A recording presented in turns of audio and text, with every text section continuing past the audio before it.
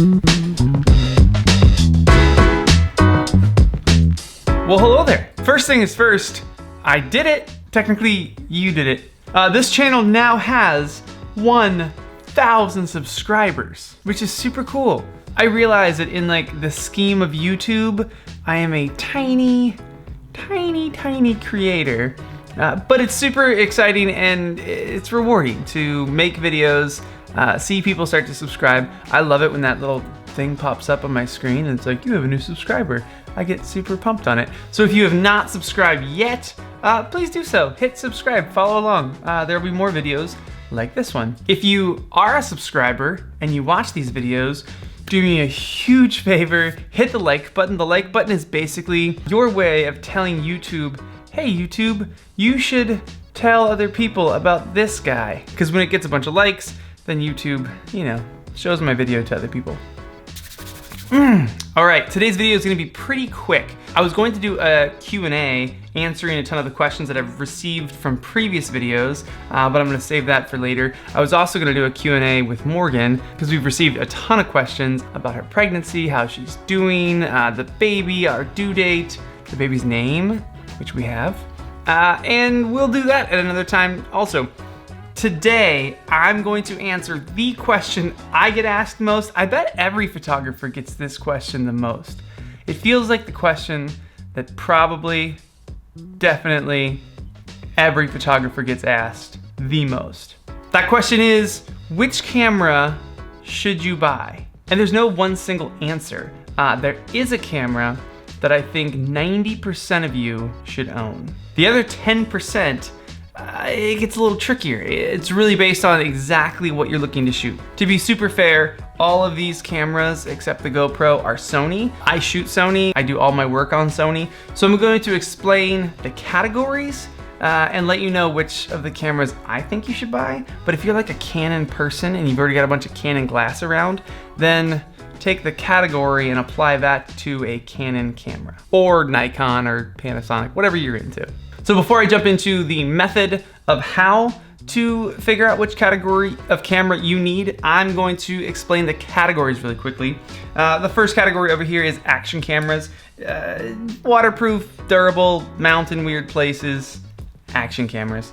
The next category is point and shoot cameras. Pocketable, powerful, pretty sweet, little tiny guys. The next category is basically a point and shoot, but they're called super zooms, or a lot of them are called super zooms. It's basically just a point and shoot with a big old lens on it. The next category here, which I do not own one of, is a entry-level interchangeable lens camera. So this could either be a entry-level DSLR with a mirror, or a interchangeable lens mirrorless camera, which you see a lot of right now. And then the last category up here is your pro cams. It is your professional DSLRs, your professional mirrorless full frame bodies. It's the big dogs. It's for doing the big work.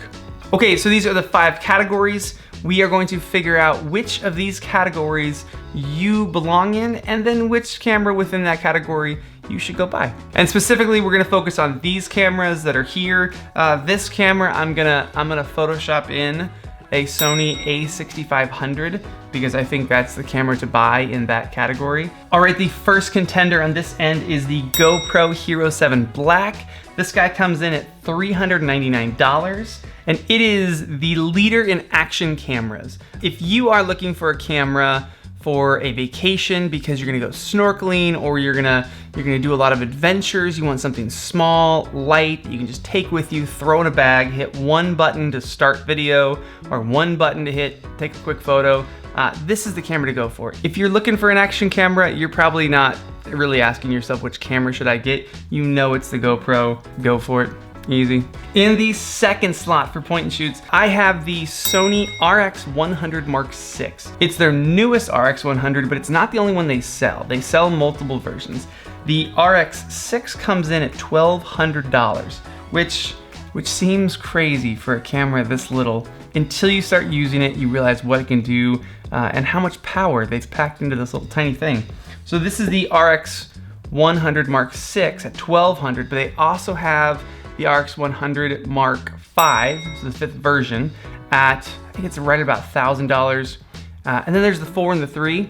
don't even bother with them. If you're going to buy an RX 100, look at the 5 or the 6. The difference between the two is mainly the zoom. So on the 6 now, we have a built-in 24mm to 200mm lens. So it's pretty wide to quite zoomed in. This is the equivalent of owning basically every lens on my shelf outside of the 16 to 35 that's on my camera right now. It's super versatile.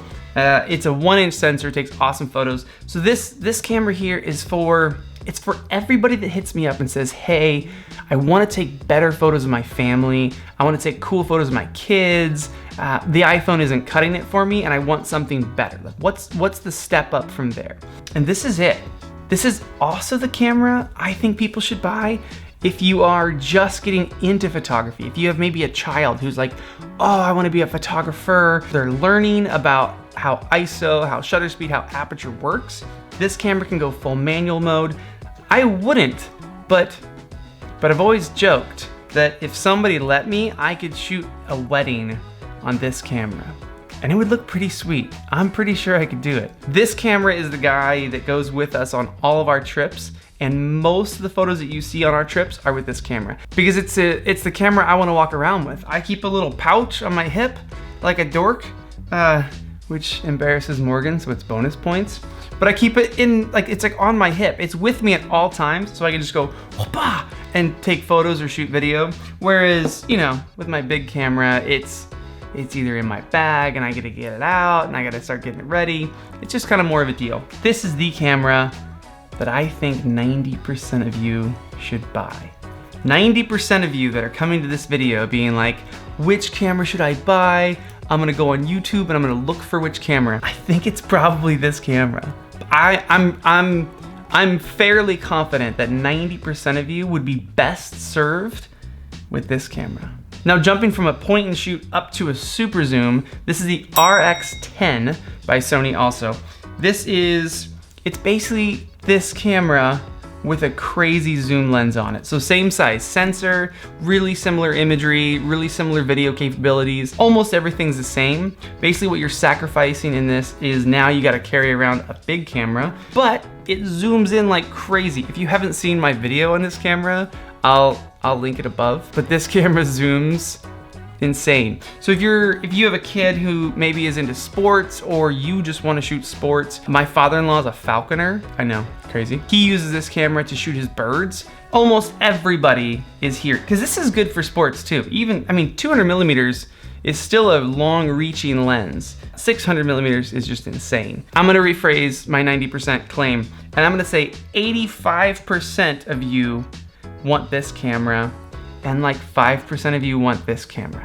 Now making the jump up here, this category is the A6500. Again, I don't own it, but it is your entry-level interchangeable lens cameras. Entry-level DSLRs, entry-level mirrorless cameras, that's kind of where this lies. And the only reason to make the jump from these two to these two is you're either a hobbyist who loves photography, which hopefully you started here with this camera. You learned photography, you delved into how aperture and ISO and shutter speed interact with each other.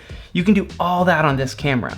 So if you're looking to get into photography, you're brand new to it, I think you're down here still. This is my favorite camera. To make the jump up here to the interchangeable lenses, you are either a hobbyist who has just outgrown this and really wants to start delving into more about how the lenses work, how each lens is gonna affect different things. You want lenses that have larger apertures. That's kind of when you make this jump. If you're either a hobbyist who's like, I really wanna get into this, or you know that you're gonna be a professional, you're like, this is what I'm doing, I'm determined, I'm going to be a professional photographer, make the jump up here. And then the only difference between these two in your choice is budget. If you can make the jump all the way to full frame right away, go for it. It's gonna be a much better experience for you. Everybody who makes the jump from cropped frame sensor to full frame sensor always hits me up and goes, dude, game changer. It is a game changer, but there's budget restrictions. This is also the range where you're gonna start purchasing the camera body separate from your lenses. So that's a big jump. And the reason that's a big jump is because the A6500 body, just this piece, but the A6500 starts at $1,100. And the A7 series to jump to full frame starts at $2,000. So you can pick up the A7 III body alone, just the body, no lens, for $2,000. And then you're gonna go out and you're gonna start buying lenses, which can range, we'll say from 1,000 to like 2,800-ish, maybe 2,500-ish per lens. So when you start saying, hey, I need 6 lenses, you're talking about a huge investment. Normally what I recommend for people is to live down here as a hobbyist. If you love photography, if you love taking photos, these 2 cameras are your jam. Just live here. They're awesome. They're amazing. For the investment that you're putting into them, you are gonna get some incredible images, some insane images. This whole category is a really weird category that I think is oversold to consumers. And most of the time, this is the category where I hear people mention to me like, oh yeah, I got an old A6300 just sitting in a bag in my house. And it's because you overestimated how much camera you needed and you bought it. It was too big, it was too bulky to carry around with you, and you just didn't, and you don't use it. You never got into photography because you never had your camera on you. And the final jump from entry-level interchangeable lens cameras to professional interchangeable lens cameras. So this is your full frame DSLRs and full frame mirrorless cameras. That jump, you kind of know if you're there. It's exactly how it sounds. If you're going to be a professional, if you're going to make money with photography, this is almost always the way to go. Videography, I know a lot of videographers use the A6500. If you're going to be a professional photographer, I think this jump is almost mandatory to move to a full frame camera. I think that's it. Hopefully this was super quick and helpful for you. You're trying to figure out which camera to buy, and you're being pressured up here because everyone's like, these cameras are so sweet, they're so awesome. I hope this helps you realize that you are usually best served here. If you pick up the Sony RX100 Mark VI or Mark V, they're both amazing. Yeah, this is the camera.